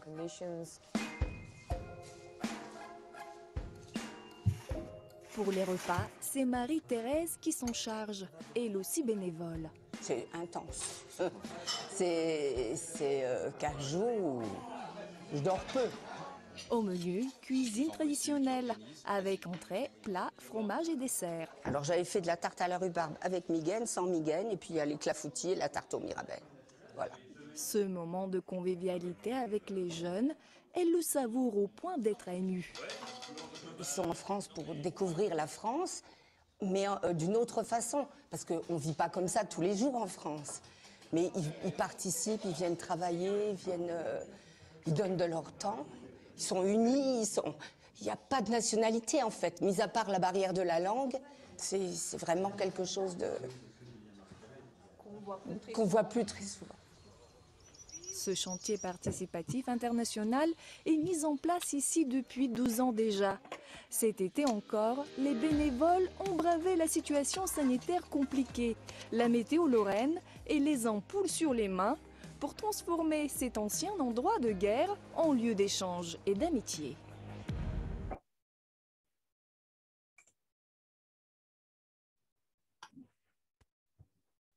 Voilà, donc j'espère que c'était informatif un petit peu. Ça vous présente un petit peu ce qu'on fait chez nous. Donc des chantiers internationaux avec des personnes qui viennent de plein de pays différents. C'est sûr que récemment, ça a été beaucoup l'Union européenne parce que les frontières sont un peu plus poreuses dans l'Union européenne, mais l'intérêt, c'est quand même de pouvoir rencontrer plein de gens d'horizons différents et du coup, pas que des pays voisins. Là, ça a l'air d'un chantier très, très physique, c'est le cas, il faut pas se leurrer sur celui-là, mais le mot chantier recouvre plein d'activités différentes. Ça peut être des choses un peu moins physiques, comme par exemple des chantiers d'animation auprès de publics comme des enfants, des personnes en situation de handicap, des personnes âgées, etc. Ou du jardinage, de la permaculture, des chantiers un peu plus culturels, organisation de festivals, etc. Plein de choses différentes que nous, on organise en France et aussi pour lesquelles on peut envoyer des jeunes et des moins jeunes à l'étranger, du coup, chez nos partenaires, les services civils internationaux dans d'autres pays. Et du coup, voilà, c'est notre spécificité d'avoir cette ouverture internationale. Les modalités, les conditions un peu d'accès de tout ça, comme pour tous les volontariats, si tu veux bien passer à la slide suivante, c'est principalement la motivation, en fait, tout simplement, le désir de s'impliquer dans le projet, pas de diplôme, pas de CV qui sont nécessairement exigés, simplement le souhait de faire partie d'un projet. La motivation, voilà, tout simplement. Parfois, il y a aussi des conditions d'âge, donc pas pour les chantiers, comme je le disais déjà, mais pour les programmes qu'on a déjà évoqués, comme le service civique, voilà, il faut avoir jusqu'à 25 ans, entre 18 et 25 ans, 16 et 25 ans, et 30 ans pour les personnes en situation de handicap. Et pour le Corps européen de solidarité, c'est également jusqu'à 30 ans. Le volontariat long terme que nous effectuons, nous, entre branches du SCI, il n'y a pas de limitage. C'est aussi notre engagement en fait, d'ouvrir l'engagement volontaire à chacun. Et c'est pour ça qu'on le fait entre partenaires pour qu'il n'y ait pas la limite de la limite nationalité française ou Union européenne pour que ce soit vraiment le plus accessible possible. Voilà. Donc, ce qu'on demande, voilà, c'est juste quelqu'un de volontaire et de motivé et qui est prêt à participer du début à la fin au projet. C'est ce qui est le plus important chez nous. Voilà. Merci Anna. Oui, en effet, hein, comme tu le dis, il y a vraiment sur ces programmes, notamment le CES, le service civique, il y a vraiment, hormis les critères d'âge, il n'y a vraiment aucune exigence de qualification et de compétences. C'est vraiment sur la motivation et ça, c'est important. Il y a d'autres formes d'engagement volontaire aussi qui existent, notamment le volontariat de solidarité internationale dont on n'a pas trop parlé aujourd'hui, mais qui s'effectue hors Europe et qui s'adresse principalement à des personnes qui ont peut-être un peu plus d'expérience et qui sont peut-être un peu plus qualifiées. Alors que ces programmes vraiment CES et service civique, suivant l'âge, bien entendu, c'est vraiment suivant la motivation, sans exigence de qualification aucune. Oui, tout à fait. Là, j'en parle pas parce que c'est pas des choses que nous, on fait. Mais oui, bien sûr, ça existe. Mais voilà, le principe du volontariat, il faut le rappeler, c'est précisément des personnes qui n'ont pas forcément d'expérience dans un domaine, parce que sinon, ce ne serait pas du volontariat, ce serait de l'humanitaire, par exemple, et ce n'est pas du tout ce qu'on fait. Voilà, on est très attentif là-dessus. De travailler bien sûr en partenariat et de respecter le statut de volontaire qui est vraiment un statut très, très particulier en France. Voilà. Tout à fait. Toutes nos associations membres du réseau Co-Travaux respectent vraiment le volontaire et ce statut-là, car vraiment, il est important pour nous justement de les mettre dans de bonnes conditions, de les préparer au départ aussi. Ça, c'est quelque chose dont on a une réelle importance et dont on met une réelle importance sur la formation, la préparation au départ, sur des missions à l'étranger ou autres. Et il faut savoir que concernant aussi les volontaires à l'étranger, il y a de nombreuses structures vraiment qui sont souvent commerciales malheureusement, et qui proposent sur Internet des missions dites humanitaires, je mets entre guillemets, et dans tous les domaines, y compris médical, éducatif, et accessible à toutes et tous, selon eux, sans compétences ou qualifications, même avant 18 ans, à des prix très, très importants. Donc, il faut vraiment être vigilant dans le choix d'un volontariat et vraiment savoir à qui on fait appel, sur quelle mission on fait appel et de rencontrer la structure en amont, en France, pour des temps d'information, des temps de préparation avant le départ. Et pour un accompagnement et un suivi, c'est vraiment des éléments essentiels pour nous. Et il faut vraiment se montrer vigilant sur le volontourisme et sur toutes ces missions qui sont dites missions humanitaires, mais qui sont vraiment au-delà et qui demandent beaucoup d'investissements financiers, notamment pour les personnes qui partent comme ça sur ce type de mission. Donc, vraiment, je vous engage vraiment à être très vigilant sur les missions que vous pouvez voir passer et sur celles que vous diffusez à destination de vos jeunes, notamment, des jeunes que vous suivez. Écoutez, en tout cas, merci Anna. Je ne sais pas si vous avez des questions dans l'assistance, n'hésitez pas, on a du temps. Donc, Sylvia, je vous en prie. Merci. Effectivement, sur ce que tu disais sur le volontourisme, là, voilà, nous, on essaie de sensibiliser un petit peu les étudiants à cette souhait d'engagement qu'ils ont. Ils ont envie, évidemment, d'enrichir leur parcours universitaire et de faire des choses un peu différentes pendant leurs vacances, pendant leur césure, comme je le disais tout à l'heure. Ils sont un peu perdus aussi sur les dispositifs et les plateformes et les noms des associations ou des ONG. Les moteurs de recherche ne renvoyant pas toujours chez le meilleur ou chez les meilleurs. Mais bon, France Volontaire a fait des annonces aussi assez bien sur le volontourisme et c'est assez bien présenté. Donc, nous, on essaie de les sensibiliser. C'est bien de vouloir faire les choses, mais il faut bien le faire, on dit. C'est bien de faire, mais il faut bien le faire. Alors, juste sur le service civil international, effectivement, à nouveau, bon, c'est effectivement une organisation qui existe depuis très longtemps. À nouveau, les jeunes ont souvent une confusion, les jeunes, les usagers et même les enseignants, enfin, toutes les personnes ont souvent une confusion entre le nom de l'organisation et le nom du dispositif. Par exemple, quand on dit un échange interculturel, on ne sait pas, c'est le nom d'un dispositif Erasmus, effectivement. En même temps, on se demande si c'est simplement l'échange interculturel. Simplement, on se rend le corps européen de solidarité, on comprend bien que c'est le nom d'un dispositif, etc. Et là, effectivement, pour votre plateforme que j'ai sous les yeux, Service civil international, c'est le nom de votre ONG, non? Et oui, c'est le nom d'un dispositif qui est le Service civique international.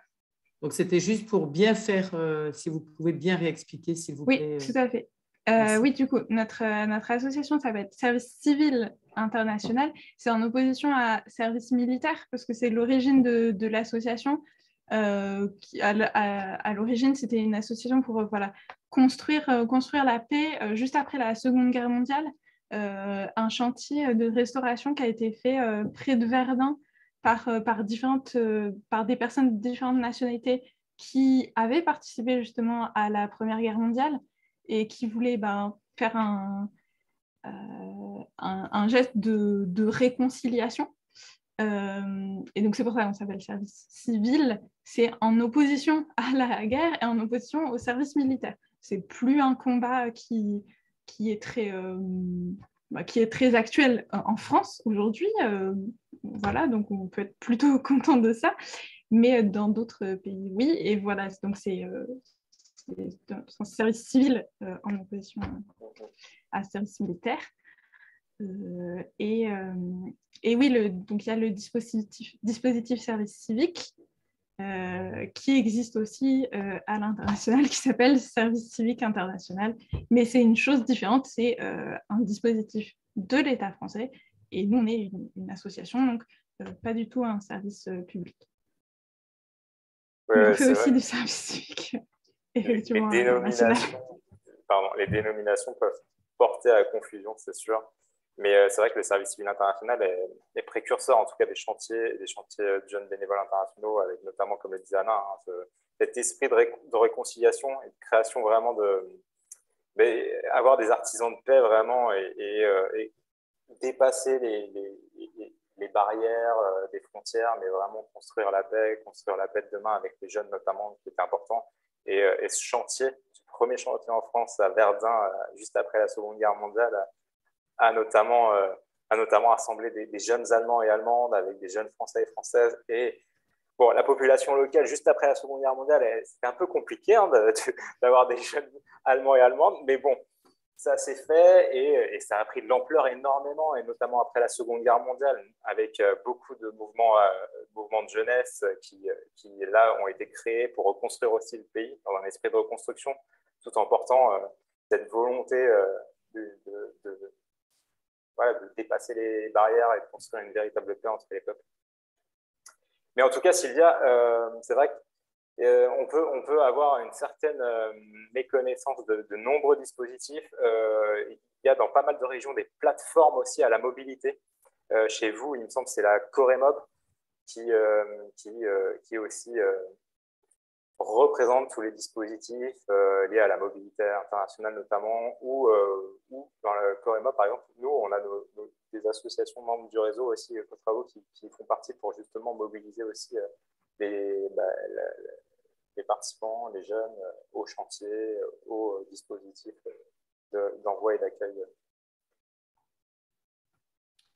Effectivement, juste, merci. La Coremob, effectivement, tu as raison, hein, c'est le collectif pour la mobilité. Donc, c'est un dispositif un peu politique, hein, parce qu'il y a la région et l'État, hein, donc avec des chambres de commerce, etc. Mais c'est intéressant, c'est la mobilité internationale chez tous les partenaires de la région Provence-Alpes-Côte d'Azur, effectivement. Donc, c'est pas mal. Associations, les statuts sont différents, universités aussi. Donc, c'est pas mal et les échanges sont riches, même si c'est un peu lourd. Après, il y a effectivement la CAMI, hein, le collectif des acteurs de la mobilité internationale, avec parcourent le monde, recirculent avec des associations de mobilité. Je crois que Concordia, en tous les cas, et France Volontaire sont copartenaires. Donc, nous, au niveau de l'université, on s'appuie davantage sur des partenaires associatifs pour nous aider. On leur délègue un petit peu, j'allais dire, voilà, parce qu'on n'est pas suffisamment nombreux dans mon service pour faire la promotion du volontariat ou du bénévolat, enfin du volontariat. Mais le Coremob, effectivement, nous permet quand même de mutualiser tout ça. C'est intéressant. C'est une plateforme assez intéressante. Ouais. Oui, et la Camille, en effet, c'est aussi une plateforme très intéressante où on a des membres du réseau également qui s'investissent là-dedans et qui justement font un travail pour sensibiliser, informer aussi tous les publics, notamment les jeunes, dans ce sens-là. Mais en tout cas, je te rejoins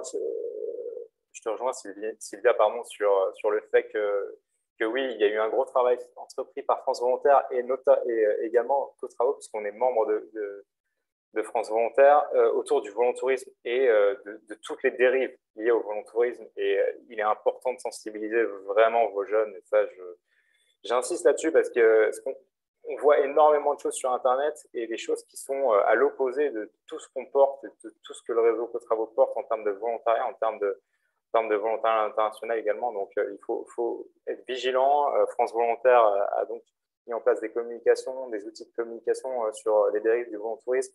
On vous les remettra en ressources si vous le souhaitez. Il n'y a aucun souci sur leur plateforme. Ils y sont également. Sachez qu'ils interviendront également à la plateforme France Volontaire durant le reste de la semaine, mercredi et jeudi. Mercredi, notamment pour les collectivités, ils lancent un nouveau programme autour du volontariat. Donc, voilà. Et c'est vrai que, comme le dit Véronique sur le chat, même si c'est couramment utilisé, il n'y a pas de dispositif service civique international. Il n'y a qu'un seul dispositif, c'est le service civique, en effet, qui peut avoir lieu en France et aussi à l'étranger. On essaie de ne pas utiliser le raccourci et d'utiliser le service civique international à l'étranger. Enfin, merci Véronique pour cette précision. Sylvia, vous aviez d'autres questions ou c'est tout bon pour vous? C'est tout bon. Très bien, merci beaucoup en tout cas. Alors, Jacques a une question. Oui, tout à fait. Alors, je remercie l'animatrice pour sa présentation. Je n'ai pas une question, mais j'ai 6 questions. Ça peut aller? Ça peut aller? Vas-y Jacques, on va les prendre peut-être une par une dans le temps qu'on aura aussi. Peut-être si d'autres ont des questions, on te réduira peut-être à 1 ou 2 questions, Jacques. Mais je t'en prie. Ok, je commence déjà. Alors, préalablement, pour les jeunes là qui sont sélectionnés pour aller vivre ces expériences-là, est-ce qu'il y a des formations qui leur sont offertes préalablement parce que c'est une diversité de jeunes qui viennent certainement de divers horizons, qui ne se connaissent forcément pas? Est-ce que la société civique internationale s'assure quand même de leur donner un minimum de bagages et de formation, par exemple, sur le vivre ensemble, par exemple, avant qu'ils n'aillent à ces immersions-là? Alors oui, justement, on fait de la formation au départ. Donc, comme disait Philippe, c'est un truc qui est très important et c'est une chose à laquelle on peut être vigilant quand on essaie de faire attention au volontourisme et voilà, à ne pas se faire piéger par des associations humanitaires. C'est est-ce que l'association en question prépare les personnes à ce départ international ou à cette forme d'échange. Et nous, justement, on fait de la formation au départ avant d'envoyer des jeunes en volontariat en France et à l'étranger pour le long terme. Cette semaine, justement, à partir de cet après-midi, on a 1 semaine de formation avec des jeunes qui vont partir à l'étranger et en France en service civique. Et en ce qui concerne, et donc voilà, on aborde plein de sujets, des choses sur voilà, qu'est-ce que c'est le volontariat, qu'est-ce que c'est l'engagement, des enjeux interculturels. Voilà, vous allez être en contact avec des gens qui n'ont pas la même culture que vous, les mêmes façons de fonctionner, les mêmes valeurs, comment gérer tout ça. Aussi un peu des choses sur la gestion des émotions, la gestion de conflits. Parce que, voilà, pareil, on est en contact avec plein de gens différents et c'est très important de voilà, de s'intégrer dans le projet, de fonctionner avec des gens. Et surtout quand on n'a pas la même façon de fonctionner, c'est très important de savoir un peu comment gérer ça. Et puis aussi des choses plus concrètes comme le fonctionnement de l'assurance, parce que c'est aussi très important de préparer les jeunes, en l'occurrence, qu'on envoie à ce qu'ils ne soient pas dans des situations difficiles. Voilà. Pour qu'ils aient, des choses, des éléments en main pour se débrouiller. Et après, on reste bien sûr à leur disposition, on fait des points avec eux régulièrement, etc., tout au long de leur volontariat. Ça, c'est très, très important pour nous d'être leur soutien en France et de les accompagner tout au long du projet. C'est une part essentielle et comme je disais, quelque chose auquel il faut être très vigilant, à mon avis, quand on sait que il y a des associations de volontourisme qui profitent aussi de la bonne volonté des gens. Ça, c'est un élément très important. Si vous voyez qu'il y a de la formation au départ, vous pouvez être rassuré qu'il y a cet élément qui donne plutôt confiance. Et pour ce qui est des chantiers, qui sont du coup des moments d'échange interculturel plutôt sur du court terme, pardon.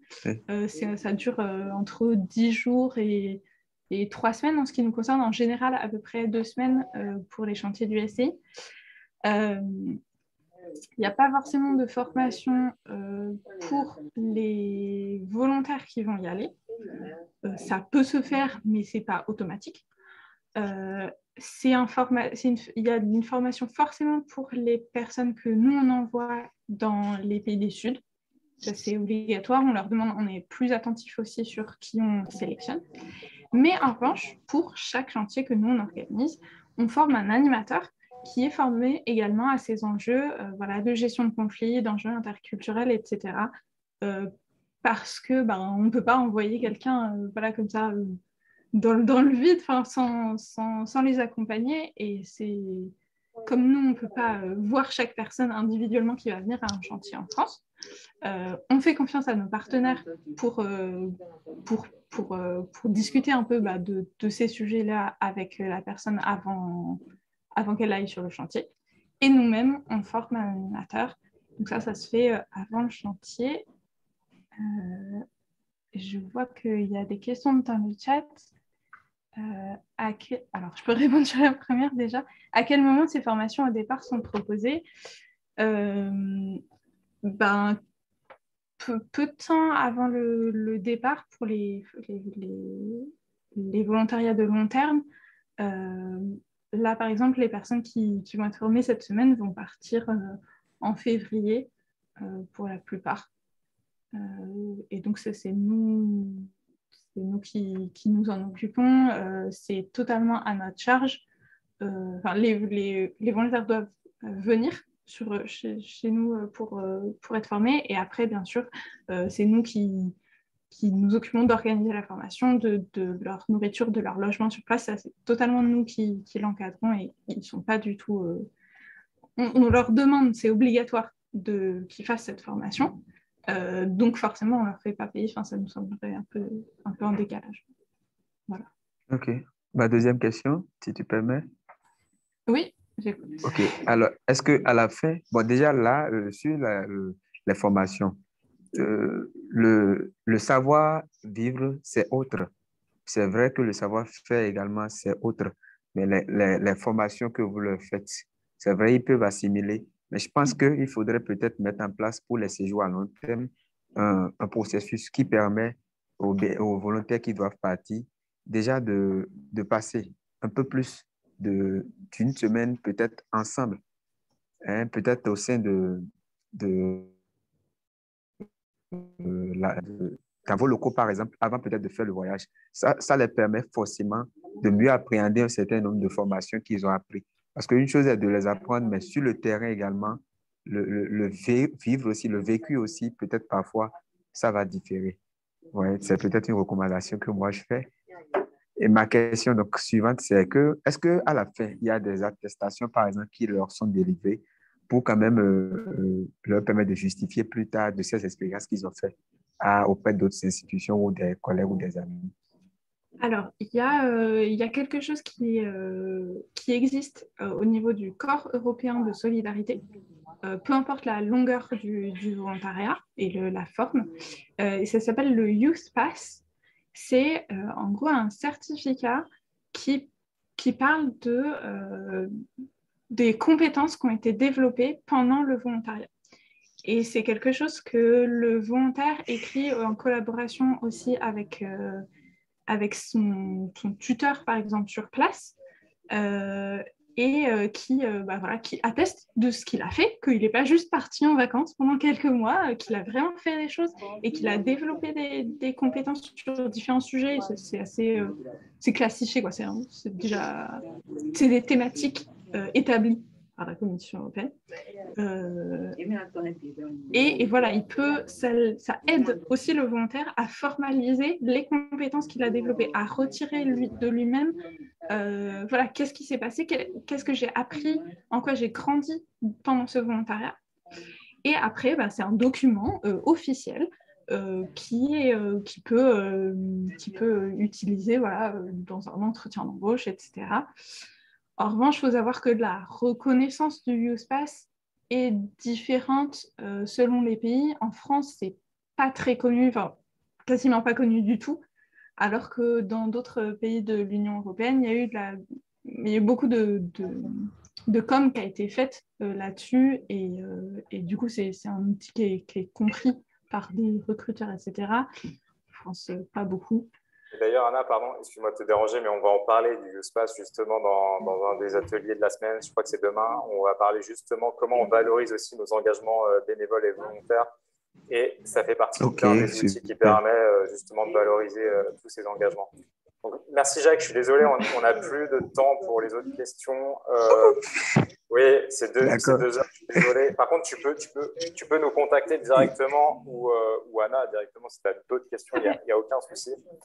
Sylvia, nous avons des fiches pratiques également qui seront mises à disposition où il y a un certain nombre d'informations sur les coûts qu'engendrent notamment les chantiers et comment on peut participer avec... alors, je vais couper les micros, je suis désolé. Et comment justement on peut participer, comment on peut, à travers des frais d'inscription, à travers tous les coûts que ça représente aussi. Donc, on vous mettra à disposition toutes les fiches pratiques suite à cet atelier.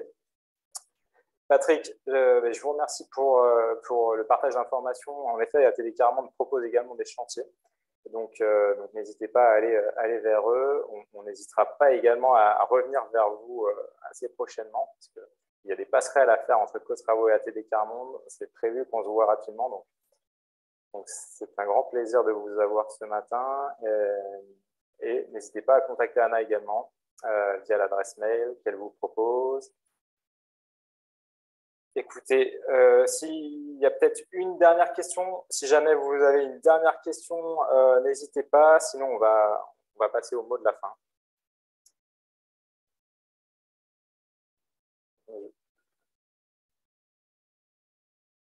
Une dernière question peut-être, ou on passe au mot brièvement, Manon, allez-y. Il y a un site quelque part qui référence justement les services civiques dans le monde. J'ai un projet de séjour dans un pays, je voudrais savoir si éventuellement on pouvait contacter directement une structure qui accueille un service civique français. Ah bah ça, sur l'agence du service civique, vous pouvez retrouver toutes les missions. On les aura tous répertoriés, ok. Très bien. Bon, bah écoutez. Je voudrais savoir, moi, si avec Société Service Civique International, s'ils ont des partenaires au Bénin. Et pareil, Jacques, je vous conseille d'aller voir aussi sur le site de l'agence du service civique. On pourra vous mettre le lien, vraiment, parce qu'il y a tout un tas de missions là-dessus directement. Donc, allez-y et vous verrez tout ce qui peut être proposé au Bénin. En tout cas, un grand merci à vous. Juste avant de conclure, et pour nous améliorer aussi pour les futurs événements de ce type, vous voudrez bien trouver un petit lien pour un petit questionnaire qui prend vraiment 3 minutes, même pas, il y a 3 questions. Donc, allez-y, n'hésitez pas. On va vous le mettre sur le fil de discussion. Ça prend 2 minutes et nous, ça nous permet de nous améliorer. Je suis désolé pour les petits soucis techniques, notamment sur les vidéos. On avait, je sais pas, ça laguait très fortement, donc on a préféré vous mettre les liens sur le chat. Donc voilà, un grand merci à vous en tout cas pour votre présence. Pour celles et ceux qui se sont inscrits sur les prochaines sessions, on se retrouve donc demain pour un bénévolat volontariat, un plus dans un parcours, avec d'autres présentations d'autres associations membres du réseau, parce qu'il faut savoir qu'aujourd'hui, voilà, c'était le service civil international et Solidarité Jeunesse qui intervenait, mais il existe aussi toutes ces formes d'engagement volontaire au sein de toutes les associations du réseau Co-Travaux, donc que ce soit les chantiers ou les volontariats court, moyen et long terme. Donc voilà, c'était juste un petit focus sur ces deux associations, mais il faut savoir que toutes les autres également proposent ce type de proposition et donc je vous encourage, si vous le souhaitez, à revenir demain et les autres jours pour les futures sessions. En tout cas, est-ce qu'on peut remettre juste, dans le fil de discussion, le programme, les liens pour les questionnaires d'évaluation et le programme, s'il vous plaît? Alors, je parle à mes collègues, je suis désolé. C'est Léon qui est juste avec nous ce matin et Véronique également qui sont avec nous et qui répondent aussi à vos questions directement sur le chat. Est-ce que vous pouvez mettre ces liens, s'il vous plaît? Ça arrive, ça arrive. Merci.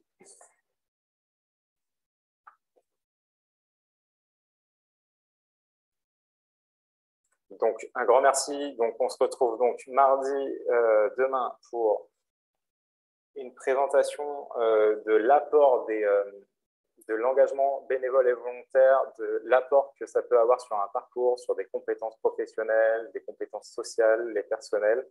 On se retrouve mercredi, pareil, même heure, 10h midi également, sur une thématique autour des territoires et du développement local, du développement autour des populations locales que peuvent avoir les chantiers, que peuvent donner et l'impact des chantiers que peuvent avoir sur les territoires.